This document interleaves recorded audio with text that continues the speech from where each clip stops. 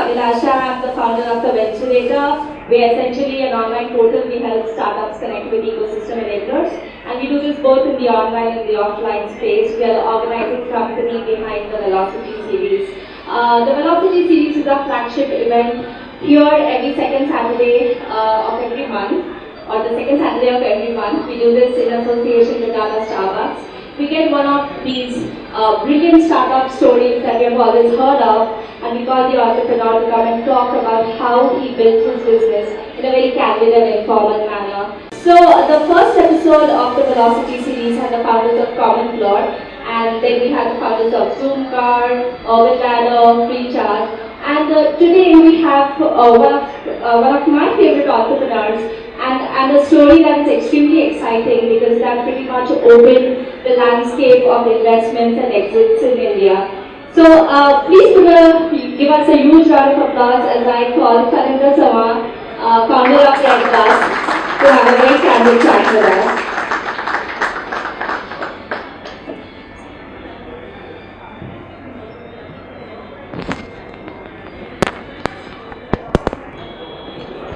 So popular folklore says that this is the story of someone who was traveling home on Diwali and could not get a bus ticket, and now I see an iPhone 6 and a Louis Vuitton wallet. So tell me about your journey and the day the idea of RedBus incepted. Yeah. Sure. I know many people may already know the story. If you know, I won't repeat it. Otherwise, how many of you know the RedBus story? Okay, so I can safely. Okay, sure. So I studied in BITS Pilani. I did electronics engineering, and then got a job in Texas Instruments in Bangalore. I was working in Bangalore. Parents are from Hyderabad, so I used to take buses frequently to go back to Hyderabad. So for the 1-2 years that I worked here, I always got a seat when I went to Texas Instruments is in Bagmane Tech Park, and I used to stay actually in CV Ramanagar. I still stay there. So used to buy tickets in Indranagar. So the travel agent in Indranagar always got me a seat, except for Diwali of 2005. During Diwali, when I went to him, in his traditional way, he made a few phone calls and told me that there are no seats. And just when I was leaving his office, he told me that maybe another travel agent could get me a seat. And that intrigued me. I was thinking, if this guy is a travel agent, he should know whether or not there is any seat that is going vacant from Bangalore to Hyderabad that evening. How is that he is asking me to go to another travel agent? But anyway, I went to the other travel agent. He also made 2-3 phone calls and told me there are no seats. Then I got curious, so I went to the third travel agent, fourth travel agent, fifth travel agent. All of them made a few phone calls, but none of them could get me a seat. And I ended up being in Bangalore for the long weekend, and office was shut down, and didn't have anything to do. My flatmates had gone home, so I was alone in the flat, and this really bothered me. I was thinking, maybe if I had gone to a 10th travel agent, maybe he would have called the 30th bus operator, and maybe the 30th operator had a seat which went vacant from Bangalore to Hyderabad that evening. And if indeed the 30th operator had a seat which went vacant from Bangalore to Hyderabad, it was a loss to him, right? Because the operator would spend the same fuel, same bus, everything, but he would have gone with one seat vacant. And especially when there is somebody in some corner of the city who desperately needed that seat, right? And also it was a loss to all the 3-4 travel agents that I went to buy a seat, that they had a customer in front of them selling whom a ticket. They could have made some money, but they just didn't know which is the right operator to call. So they were randomly calling operators, and none of them called all the 30 bus operators who were probably running buses from Bangalore to Hyderabad. And being an engineer, right, the solution was obvious to me. I was saying, why can't there be a computer system where all the bus operators just publish the number of buses and the seats that they have, so that the first travel agent that I go to, he just logs on to that system and then tells me whether or not there is any seat that is going vacant from Bangalore to Hyderabad, right. So that was the solution. And but then entrepreneurship wasn't there in 2005. Nobody was talking entrepreneurship. That time was more about getting a job, and that too a Texas Instrument or these kinds of jobs were right, and we were not even thinking of entrepreneurship. So we wanted to create that solution, and during those times, it was also the open source was very famous and popular. So we said, let's create a technology solution, basically a kind of a software which will take all this information and give it to the travel agents, and create it as an open source solution, and give it as free to the industry, so that when they use it, we'll as an end beneficiary benefit, right? So that was the whole thing with which we started. I wrote a mail to all my flatmates saying this has happened, and I think this could be a solution, so shall we all do it? Right, and when they came back, almost all of them, we were like 7 of us in the flat, so all of them wrote back saying, yeah, it's exciting, let's do it. So that's how we all got together, and we split the work. We said, okay, one will go to the agents to figure out how they work, one will go to the bus operator, one will write the back end, front end, database and etc. and all that. And then we realized that actually none of us was working in the web technologies. Right, I mean, as engineers, incidentally, actually most of us were electronics engineers, and batchmates, classmates. That's how we ended up staying together, but working for different companies. We learned C, but didn't know like the web technologies, database and Java and etc. and all. But because this was supposed to be an open source, we said we can't outsource, right? So we said let's go buy books and learn how to write software and start writing it. So actually we went and we chose .NET because it was easier, right? All the Microsoft drag and drop stuff and etc. So we chose .NET to write the software. We actually downloaded how to write a program and etc. kind of books, and then read them and literally started with a Hello World program. And one thing led to another. In 6 months we had the software ready. So we went to the bus operators, asked them to use the software, but they were not willing to use the software. So 2-3 months passed by, nobody was using the software, and that's when we thought maybe that's the end of the idea, because if the bus operators don't use that software, there is no way that we could get the travel agents onto the platform, because they come there, they don't see any inventory. So we didn't know what to do. We thought that is it, it is ended. That's when I heard of TIE, the Indus Entrepreneurs, and somebody told me that I just go there and try to get some help. So I went to TIE, I googled about TIE, and then figured out there's a chapter in Bangalore, so I went and took membership, and incidentally, I think 1-2 months after that, they launched a program called EAP, Entrepreneurship Acceleration Program, where they said if you have an idea that you're working on, and if you're facing any problem, come and present, and we'll give you some mentors. And we went and presented there, and then we got selected, and we got some mentors. Actually, those mentors helped us navigate this problem and many other problems, and actually I think during those conversations it's changed from not for profit to a for profit, and then we were introduced to VCs.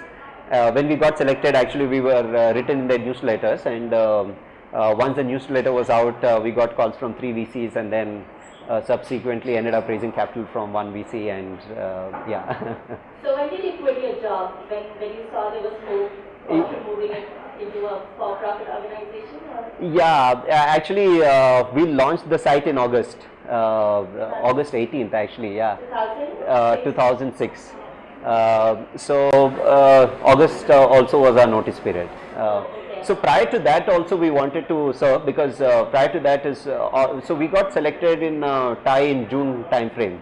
So that's when we thought it is going to be a for-profit, and we wanted to leave. So we also remembered signing employment agreements which says I will not do any other job or any other thing parallel to this and etc. So we were a little scared, so we went and spoke to our managers, but my manager was fine. He said as long as you're not building the same microchip that you're building here, right?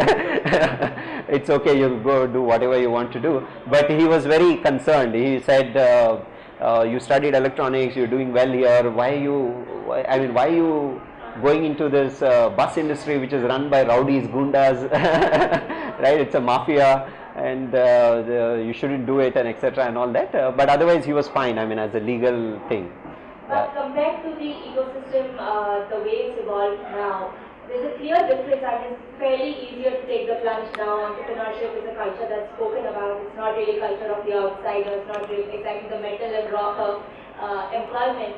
But back then, it was not something that everybody would take the plunge for. So how did you go about coaching a team, building a team, having co-founders, and how did that journey come about? Yeah, so the co-founders were my flatmates, batchmates, etc. So 7 of us started, but in the first 4 months, 4 of the 7 got disinterested. They said this is not going to happen, it's tough. I'm busy with my work and etc. and all. So that's like a natural attrition that happened. When we pivoted to a for-profit and when we registered the company, we were only 3 of us. And actually when we sold the company, we were only 2 of us. So that's like, because I mean, if it's not interesting, we were all fine with leaving it. So that's how it happened. About senior management, very interesting.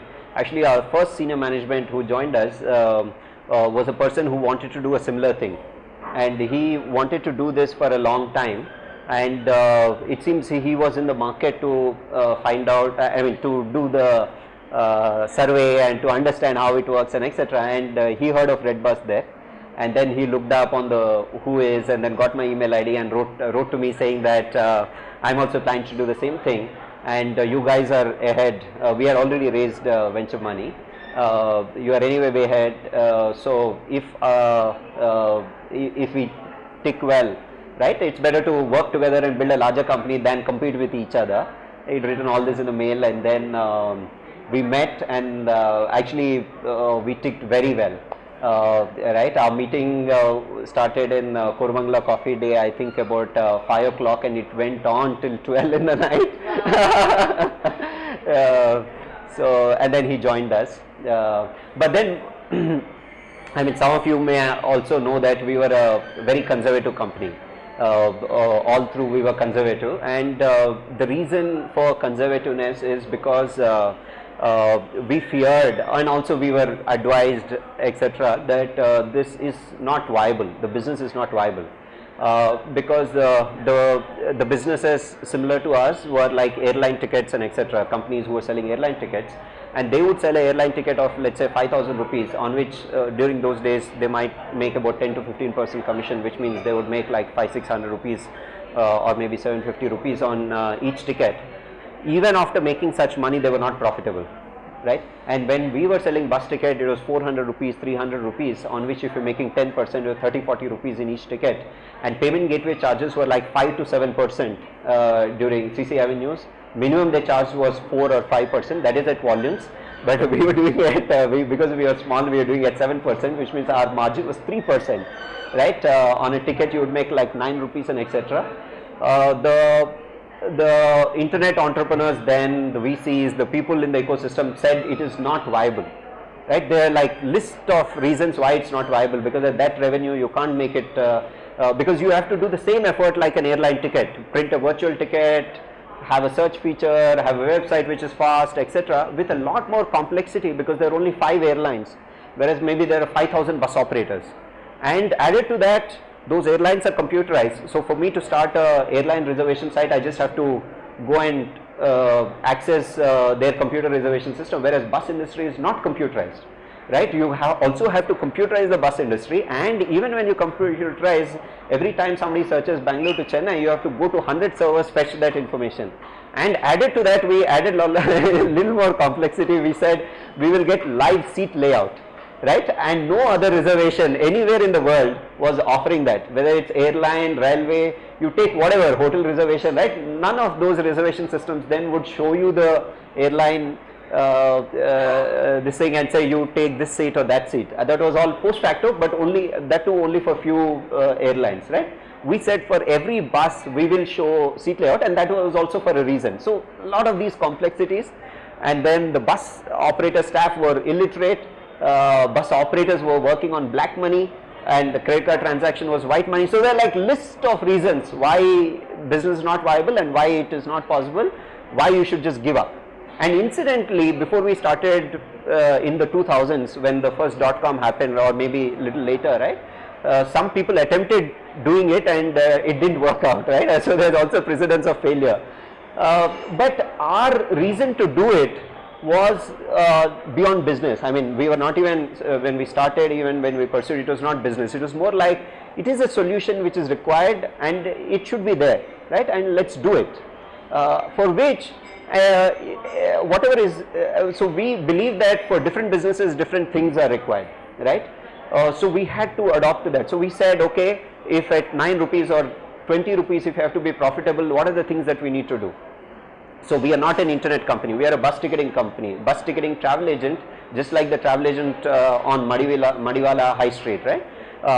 If he's catering to that small area and paying that high real estate and survive for 10 years, he is profitable, right? If he is profitable, we can be in any corner of the city, we don't need high real estate, we should also be profitable. So we benchmarked our company to that travel agent there in Madiwala with a lot of efficiencies of location and etc. and all that, which means we had to behave like that. So we switched off ACs, the salaries that we could afford were very low. The reason I told all this is when we were talking about senior management. So this senior management, when he was joining us, right, we couldn't pay. We had the VC money, but it's not like we didn't want to pay that money because it was not viable. We didn't want to pay any salary which will eventually collapse the company, right? I mean, we thought that there is no point building a company which is not sustainable, right? We might as well shut it down today and go and do our jobs, right? I mean, you can cheat everybody, but you can't cheat yourself, right? So we said this is how this company has to be built, and this is a salary that we can afford. And he was as mad as we were. He actually was, I think, a senior management or something like in a bank, and he was driving a car. So he actually came back to me with an Excel sheet of his monthly expenses, right? School fee, house rent, blah blah blah, and a sum total of that. And he said, if you can give me this much money, right, my family is taken care of and I don't want to have any savings. And in those, there are some things like he used to drive a car and strike it off and said, I will drive motorcycle from tomorrow. He had his old bike from bachelor's which he hadn't touched, right? I mean, things like this which are done. I mean, we ticked off so well because all these things are so, I mean, it's so uncommon, and he has to be really passionate to be doing all this. So that's how he joined us. Okay. Now there are many such entrepreneurs who are trying to build, some sort of structure in a market that's unorganized. That's where the most potential lies. Like you rightly said, when you're dealing with taxi drivers or bus drivers, or basically the logistics space, you're dealing with a different crowd. So what is that young entrepreneurs can learn from you in this space? I mean, one of the things that helped us is when people were telling us that they're rowdies, gundas, blah blah blah and all that, and if you go to their office, right, during those times, like there was one instance, like when we went to the office, the owner was bashing up the driver, right, actually with belt and all that. So it again proves that they are actually rowdies, gundas and etc. And even recently, right, I mean, I think about a year, 2 years back, there was a fire in one of the buses, and newspapers were full of news that the buses were banned, but still the bus mafia went and bought out everybody in the political system, and the buses are like, so all kinds of news that comes out, right? So this is what at the face level that you see, but somehow I think we had this, we could relate to them, we had this empathy, right? You go one level down, right? I mean, the feelings that we had is, this bus operator, right, is very unlike us.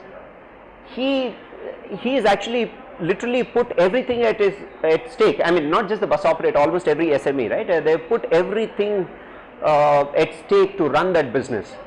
Most of them have house everything on collateral.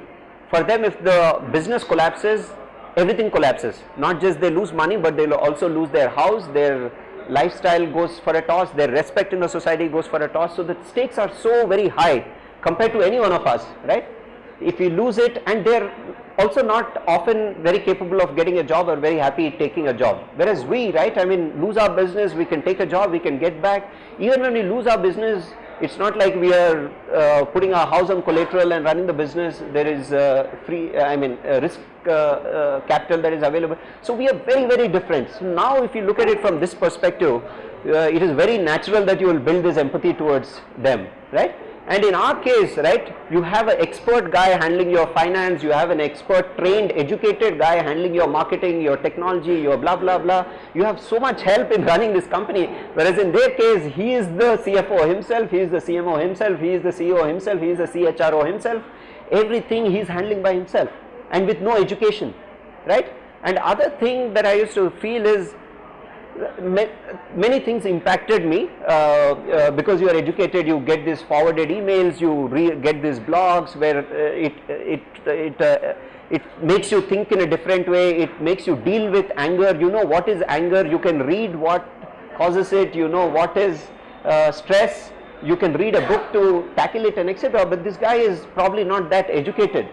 He has no ecosystem, he has no mail forward, he has nothing to tell him that okay, what you're going through is called stress and this is how you deal with it, right? So he is in a very, very, very different situation with no help, no team, no money, no nothing, right? So he will naturally be like that. Once we see him from that perspective, right, I mean everything will, the world, right, that world will appear so very different and you will have a lot of patience, right? So whatever way they behave to you, it won't hurt you, right? And you are very unlikely to be this company which will go and dictate terms to them, right? I mean, say this is my price, you deal with it or die, right? I think yeah, I think some of these things can help. Yeah, maybe. So how did you reach out to the audiences once you had the bus guys on board and once you won their confidence? How did the marketing work for RedBus and who were your competitors then and how did you outdo them? Yeah, so for us, actually, I mean, many decisions in the company were philosophically driven. Also because it was not, I think we had that freedom because we're not looking at it as a business, so we could also do what is that we really wanted to do. Like some of the things were like, once we got the first operator, actually the way we got the operator also, I said the operators were not willing to take our software, but somehow the Thai mentors came in and we got the operators. So that somehow was, actually when we were giving the software to the bus operators, we were telling them use this software, it will improve your operations, reduce your leakages, save time for you, have full control of your business and also give you sales, because once you take the software and get all those benefits, we will also hook it up into travel agents. But that did appeal to them, right? They said, I mean, I don't care if it saves me money, I think I am well in control because my grandfather said this process, my father used it, they're passing through generations, I know how to manage my business and etc. and all that. So what the mentors told us is leave all that aside, just go and ask him afresh as to what he really wants, right? And thankfully we took that advice, right? So we went back to the bus operators and said, what is that you really want? You don't take software, but what is that you want, right? In some of those conversations it came out that what they want is just sales. Yeah, I don't need anything else. I mean, if you can sell me 50 more seats, I'll buy another bus and my business increases, right? If you can do me anything, get me sales, right? So that was like a great insight. Then we actually stopped selling the software. In fact, we wound up that software and we started writing fresh software to be, which is the RedBus.in, the consumer facing site, right? That was actually the third to come in our logical thinking, right? We said we'll create a software for bus operators. Once the bus operators use it, we'll create a software for agents, and then if everything is going fine, we'll also open it to customers. But we had to stop the first two and just launch a website for consumers. And but the challenge was, how do you sell when your backend is not integrated, right? When people come and search, what inventory will you show, right? But that was a very different problem statement compared to the problem statement of selling software to the bus operators, right? So then we said, how do we solve this problem? How do we solve this problem, right? Then we came up with some kind of a solution saying that we'll go and block 2 seats in each bus. I mean, some of the observations that we had is most of the bus operators go with only on an average 80% occupancy, which means 20% of their seats are going vacant on a typical day, and then most of the seats are sold in the last 2 days. Except for the weekends where the tickets get booked in advance, but all the other days the inventory gets sold in only the last 2 days. That too because during those days the Tatkal booking was 2 days before. So if you didn't get a Tatkal ticket or whatever, if your confirmation didn't happen, that's when you take a bus, right? So with these two things we had insight. We went to the operator and said, anyway you're not selling any inventory 2 days before the departure, and anyway 20% of the inventory is going vacant. Why don't you give us some inventory? We will upload it onto our site until 2 days before the departure, and if you had sold at least one seat, it's a bonus to you, because anyway you're not selling that inventory. If you're not sold anything, you'll have access to all the inventory at the time you're selling, right? So this we could easily convince. So people gave us 2 seats to start with, said okay, you upload and see if you can sell, and then we uploaded that inventory. And then the big challenge then was getting customers, and that too the fear in the mind is you have got only one operator, and that operator is running buses to maybe 3-4 destinations. Now the buses in Bangalore go to at least 300 destinations, right? Kerala, Tamil Nadu, Andhra, Maharashtra, right? So many places buses go. Now how do you, I mean, if you just go and advertise and people come and say I want to go to Mumbai and they don't find inventory, there's a risk that they may not come back, or there's a risk that they may say, oh, it doesn't work, and etc., right? So now the challenge was, how do you identify those people who are going only to those particular destinations, right? Again, this problem statement is defined, and then we were like thinking about the solution, and then we came up with some insight, like 2-3 things which worked fantastically for us. One thing was of course just dial. We use just dial like left, right, center. Even when we are large, I think even today RedBus probably uses just dial, but at least when we sold, we use just dial, because there is a person who is looking for a Bangalore to Chennai, very specific, right? Bangalore to Chennai ticket, right? And then just dial sends that lead. I mean, if he's still going to just dial, he still doesn't know about RedBus, right? Otherwise that traffic should come to us, right? So you take that lead, call him and convert, and you are in the best position to convert because you have access to every price point, every inventory that is there, and you have delivery boys, you have all the jazz of automatic payment and etc. and all that. So we took it. I mean, even during those days, that is the place where you can get very specific. If you have buses to only 3 routes, you can buy only those 3 leads. And the second thing that we came up which was quite interesting to us, again we used it in every city that we went to, is an insight that actually people live in communities, clusters, right? If you had a bus which is going to, let's say, Kerala, right, you don't have to advertise in the whole of Bangalore, right? You just have to advertise in Madiwala, in and around that place. Or if you had a bus which is going to Tamil Nadu, right, just HSR layout and BTM and all that will be sufficient for you, right? Likewise, if you had a bus to Andhra, then so people actually live in these communities, even within Karnataka, right? If you have a bus to North Karnataka, then most likely they all stay in one location. If you have a Mangalorean, stay in one location, right? So that insight was very, very helpful. That's how we could get very specific customers without really getting unwanted customers. And yeah. So I noticed how you said that RedBus probably uses just dial now. Tell me more about the exit. Was it something that was planned for getting acquired? And tell me more about the funding structure. How did the multiple rounds of funding happen? Yeah, sure. So on the funding structure, the first round happened because we got 3 investors right to us after we got selected in TIE. And then there we went to our mentors. So one was a very large fund, one was a fund which is very strategic, run by one large internet company, and then other was a very early stage fund. So these 3 funds had written to us. So we went to our mentors asking, what do we do, how do we deal with? and we didn't know what was VC and etc. and all that. So they said at this stage you are in, you are probably better off going with the small VC because they will have less money and more time for you, and you need that, otherwise it is not helpful.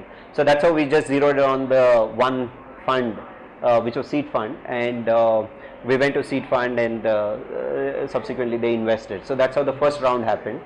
The second round, so after the first round happened, we were in news because that's just then when entrepreneurship was taking off, so media wanted to write and etc. and all that, and so a lot of things happening for RedBus. We were growing, numbers were happening, etc. and all that, so a lot of VCs showed interest. And we thought it is easy to raise capital because people were coming and saying all kinds of numbers and say, we want to invest, if you agree tomorrow we'll send a term sheet and etc. But we didn't need the money, so we said okay, we'll raise. And actually when we needed the money, which was, so we said we'll raise money in 2008, about August, September kind of a time frame.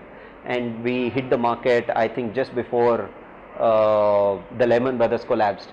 And when Lehman Brothers collapsed, nobody was investing. There was a complete dry. People who even said they will invest, nobody was investing. And thankfully we came across inventors who said they will invest, but it was at a lower valuation than our previous round, though the company has grown 6 times and etc. and all that. Because that was the only capital that was available, so we had two choices. Again, it was not that we ran out of money, we had money which could, at our burn rate, we could survive for 1.5 years.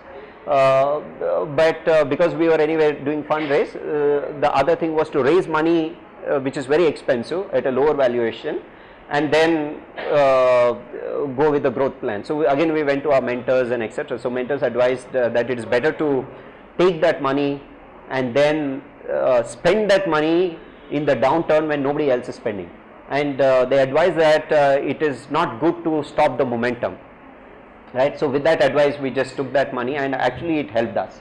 So we were spending money when nobody had money. We could get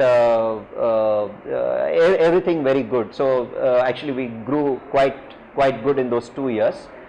And then the third round happened. In the second round, when Inventors was investing, Helion also wanted to invest. They came in the last minute, so we had only very small room for them, so they had invested, but they are known to be investing significant money. So the third round naturally was an internal round. They said they would invest. So that's how the 3 rounds happened. We actually didn't really do a mega fundraise. And then actually we were profitable by then, so we didn't use the Series C that we raised. When we sold the company, actually that Series C money and our profits, right, was in the company. We sold the company along with that money, but we got that money back anyway. So that's how the fundraisers happened. And on the exit, actually all through the journey, every 6-7 months we used to get somebody or the other saying that they want to acquire us. And because we raised the Series A, not giving an exit, not exiting either through IPO or through a strategic was not an option, because when you are raising capital, you are signing up for that, right? So whenever people came by, we were open to talk to them and etc. and all that. So this was one of those incoming interest where they said, we want to look at your numbers, we want to see if it makes sense for us, and then we open up our books. And also because we were doing a fundraise then, they came back quite quickly, and in a week time the deal had to be closed, and it got closed. Yeah. Tell me, how emotional was it to sell your company? No, not much, because we were because we were tuned into that, right? If not now, someday we had to sell. So it was fine. Super. Yeah. Give me one advice that you would give young entrepreneurs, and your biggest takeaway from your entrepreneurial journey. So okay, so okay, one thing that I want to talk about is I mean, often when we are doing our companies, right, we are probably Davids against the Goliaths, right? So you don't have the resources, you don't have many things. So the only thing that we have, and many of us are in the knowledge economy. I mean, we are not setting up factories where capex is the thing and etc. So we are all doing innovation. I mean, we sell, we build, we grow because people like us, right? Not because we are able to market to them, internet or mobile or any space, right? I mean, it is democratic. If you are the best, people will come to you. So how do you build the best, right? By having the best teams and by giving them the best freedom in the ecosystem for them to be their best, right? I mean, that's the only place where you can beat your big daddies, right? Maybe in that whole scheme of things, they're not able to give that ecosystem for your people to be best, but in your small company, you can certainly do that. So that was something that I believed in, and we didn't want to win with other things, with the show of our money. We always had the money, but we didn't want to win our competition with that money. I mean, that was again a philosophical thing, didn't make probably business sense, but we were given freedom to follow our philosophy, so we did it that way. So when I thought we should do it this way, the big question was, how do you do that, right? How do you get the best out of every one of your team members, right? Then that put me on a journey of reading about who are the best leaders, right? Who do I want to be like, right? Then I started reading about the Indian leaders, etc. and all that, all the leaders from Kama to Kishore Biyani to Ratan Tata and etc., the big leaders, Birlas and etc. and all that. And then whenever I get an opportunity, I used to talk to their management and etc. and all that, understand how they do it. From outside, great leaders, great companies they've all built, right? But when I go one step down, talk to the people and etc., there's always people who will say, but no, you know what, Mr. ABC is a micromanager, I don't like it, Mr. XYZ is like this thing and etc. and all that. Then I said, okay fine, let me go to the international landscape, because I want to be that guy who will get the best out of everybody in your team, right? Then I went to the Jeff Bezoses and the Larry Pages and right, Steve Jobs and etc. and all that. There again, right, they built great companies. You go one step down, talk to the people, they say, oh, you know what, Steve Jobs, no. Control on every pixel that is there, or he's like this, he's a control freak, blah blah blah. I don't want to work there. I'm not the best when I'm working there, right? Then I was like, oh my God, what do I do now, right? Then I said, okay, let me shift focus to the greatest leaders ever on earth, right? Then I said, okay, in India it is Mahatma Gandhi, so let me read about Mahatma Gandhi, blah blah blah. Then of course when you just Google the greatest leader, then Abraham Lincoln comes up, right? You read about him and etc. because I was on this pursuit, saying that I want to, I want to change myself to be that, right? And then again there is an anti-climax there, right? Such great things, right? I mean, people who have like sacrificed everything from food to clothes to everything, right, to get freedom to our country, loved by the masses, who could actually mobilize masses and etc. But the anti-climax towards the end is actually they are all shot dead by the same people, their own people, right? It is, I mean, these guys have to hate them so much that they are shot dead, right? At least in the business case, I mean, the hatred is probably a little lower, right? They don't kill the leaders. So I was like very disturbed, right? But at the end of all this, I mean, my learning was that there is no leader, right? Probably, I mean, in my limited research, who can be loved by everybody, right? However big impact they would have brought in the world, in the human race, it is just not possible. So that gave me a lot of courage, right, to think of what I want to lead with, right? What is the style? Is it micromanagement? Is it macro management? Is it leaving everything to people? Is it controlling everything? Is it frugality? Is it flamboyance? Whatever it is, right?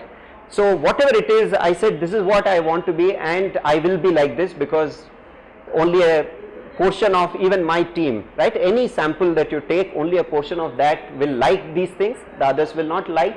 They will either follow at the at the maturity that there cannot be various things, or they will leave the team.